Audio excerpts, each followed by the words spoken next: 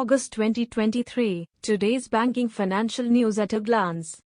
State Bank of India may have attracted top distressed asset buyers' interest for its bad loans. A number of global and local distressed asset investors are considering buying some of State Bank of India's bad loans put up for sale in the financial year that began in April. According to people familiar with the matter, the country's top state lender earlier this month identified a list of 331 non-performing assets with a combined outstanding value of 960 billion rupees.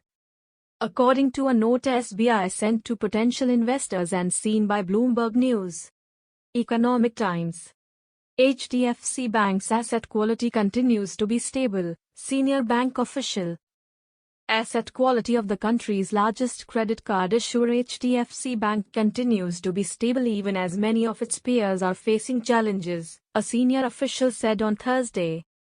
The bank is witnessing good traction on the unified payments interface for credit cards, its head for payments business and consumer finance Parag Rao told reporters here. We have not seen any rise or any stress in our portfolio. We continue to be stable even as we get out of the pandemic, Rao said, speaking on the sidelines of the launch of a co-branded credit card with Marriott Bonvoy. Economic Times. RBI to conduct 1 lakh rupees 14-day VRR on August 25. The Reserve Bank of India on August 24 said it will conduct a 14-day variable rate reverse repo auction for a notified amount of 1 lakh crore rupees on August 25. On a review of the current and evolving liquidity conditions, it has been decided to conduct a variable rate reverse repo auction on August 25, 2023, the RBI said in a release. The auction will take place between 10:30 am and 11 am, and the reversal of these funds will take place on September 8. Usually, the central bank conducts VRR auction to remove excess surplus liquidity from the banking system. Economic Times. RBI imposes monetary penalty on 5 entities for violating rules. The Reserve Bank of India on August 24 said it has imposed monetary penalties on 4 cooperative bank and a non-banking financial company for violating rules. The central bank imposed a penalty of 30.50 lakh rupees and 2 lakh rupees on Midnapur People's Cooperative Bank and Paul Merchants Finance Private Limited, respectively. It also imposed a penalty of 2 lakh rupees and 1 lakh rupees on Ratnagiri Urban Cooperative Bank and Municipal Cooperative Bank Limited, respectively.